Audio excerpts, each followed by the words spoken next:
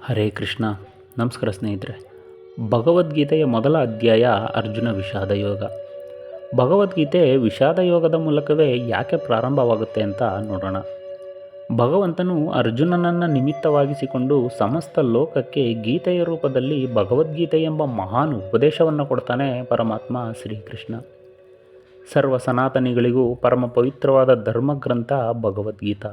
ಇದರಲ್ಲಿ ನಮಗೆ ಸತ್ಯದ ಪೂರ್ಣ ದೃಷ್ಟಿ ದೊರೆಯುತ್ತೆ. ಭಗವದ್ಗೀತೆ ಪ್ರಾರಂಭ ಆಗೋದು ಅರ್ಜುನನ ವಿಷಾದದಿಂದಲೇ.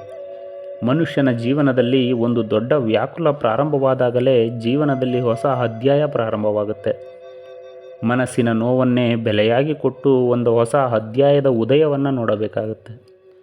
ನೋವಿಲ್ಲದೆ, ಅವಮಾನವಿಲ್ಲದೆ, ಕಷ್ಟಗಳಿಲ್ಲದೆ ಹೊಸ ಅಧ್ಯಾಯವಾಗಲಿ ಹೊಸ ಬಾಳಾಗಲಿ ಪ್ರಾರಂಭವಾಗೋದಿಲ್ಲ. ವಾಲ್ಮೀಕಿಯ ವಿಷಾದದಿಂದ ಶ್ರೀರಾಮಾಯಣ ಹುಟ್ಟಿತು. ಬುದ್ಧನ ವಿಷಾದದಿಂದ ಬುದ್ಧನಿಗೆ ನಿರ್ವಾಣ ಸಿಕ್ಕಿತು.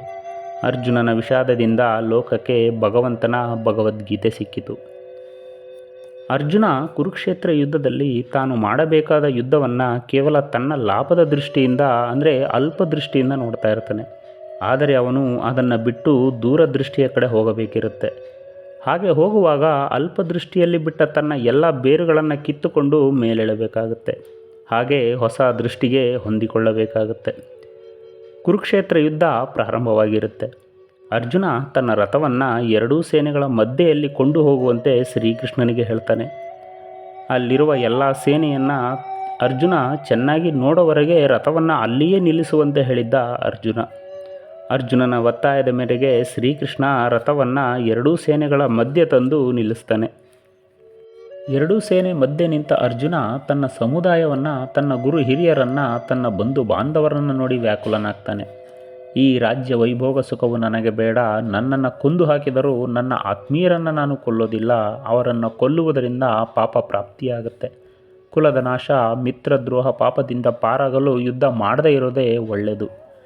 ರಾಜ್ಯ ಸುಖ ಭೋಗಗಳ ಲಾಭದಿಂದ ಸಜ್ಜನರನ್ನು ಕೊಲ್ಲುವುದು ಮಹಾಪಾಪ. ದುರ್ಯೋಧನಾದಿಗಳ ಮೂಲಕ ತಾನು ಸಾಯುವುದೇ ಶ್ರೇಷ್ಠ ಅಂತಾನೆ. ಯುದ್ಧ ಬೇಡ ಅಂತ ನಿಶ್ಚಯ ಮಾಡಿ ಶೋಕಮಗ್ಧನಾಗಿ ಶಸ್ತ್ರ ತ್ಯಾಗ ಮಾಡಿ ಗಾಂಡೀವವನ್ನು ಪಕ್ಕಕ್ಕೆ ಇಟ್ಟು ರಥದಲ್ಲೇ ಕುಳಿತು ಬಿಡ್ತಾನೆ ಅರ್ಜುನ. ಇಲ್ಲಿ ಅರ್ಜುನ ನೋಡುವ ದೃಷ್ಟಿಯೇ ಬೇರೆ, ಪರಮಾತ್ಮ ಶ್ರೀಕೃಷ್ಣ ನೋಡುವ ದೃಷ್ಟಿಯೇ ಬೇರೆ. ಈ ಯುದ್ಧದಲ್ಲಿ ಅರ್ಜುನನ ಬಂಧು ಬಾಂಧವರಿದ್ದಾರೆ. ಎಲ್ಲರೂ ಯುದ್ಧ ಎಂಬ ಯಜ್ಞದಲ್ಲಿ ಬಲಿಯಾಗ್ತಾರೆ. ಅರ್ಜುನ ವ್ಯಕ್ತಿಯ ಸುಖ ದುಃಖ ದೃಷ್ಟಿಯಲ್ಲಿ ನೋಡ್ತಾನೆ. ಆದರೆ ಅದು ಧರ್ಮಕ್ಕೂ ಅಧರ್ಮಕ್ಕೂ ಇರುವ ಪ್ರಶ್ನೆಯಾಗಿದೆ. ಇಂತಹ ಸಂದಿಗ್ಧ ಪರಿಸ್ಥಿತಿಯಲ್ಲಿ ಕ್ಷತ್ರಿಯನ ಕರ್ತವ್ಯ ಏನು ಎಂಬುದನ್ನು ಶ್ರೀಕೃಷ್ಣ ಹೇಳ್ತಾನೆ. ಅರ್ಜುನ ಈ ಯುದ್ಧವನ್ನು ಮಾಡಲೇಬೇಕು. ತನಗೆ ರಾಜ್ಯ ಬೇಡದೇ ಇದ್ದರೂ ಅವನು ಯುದ್ಧ ಬಿಡುವುದಕ್ಕೆ ಸಾಧ್ಯವಿಲ್ಲ. ಅರ್ಜುನ ಕರ್ಮದ ಫಲವನ್ನು ತ್ಯಜಿಸಬಹುದೇ ಹೊರತು ಕರ್ತವ್ಯವನ್ನು ತ್ಯಜಿಸುವ ಅಧಿಕಾರ ಅವನಿಗಿಲ್ಲ.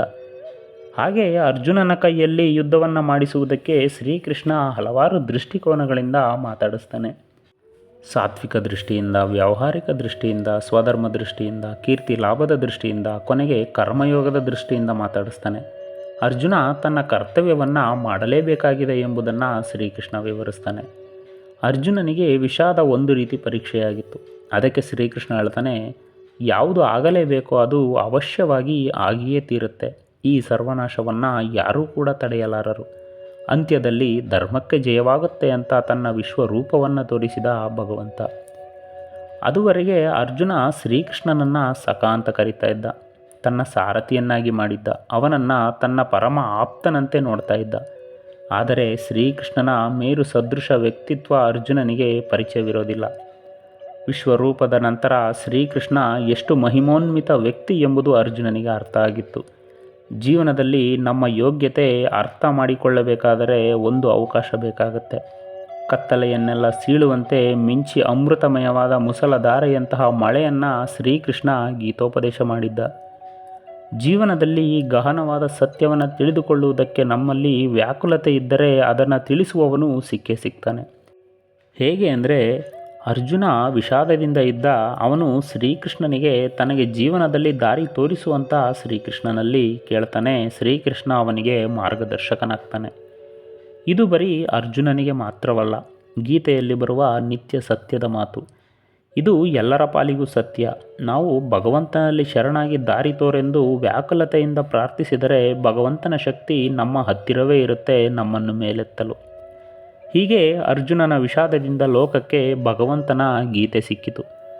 ಶ್ರೀಕೃಷ್ಣ ಅರ್ಪಣಮಸ್ತು. ನಮಸ್ಕಾರ.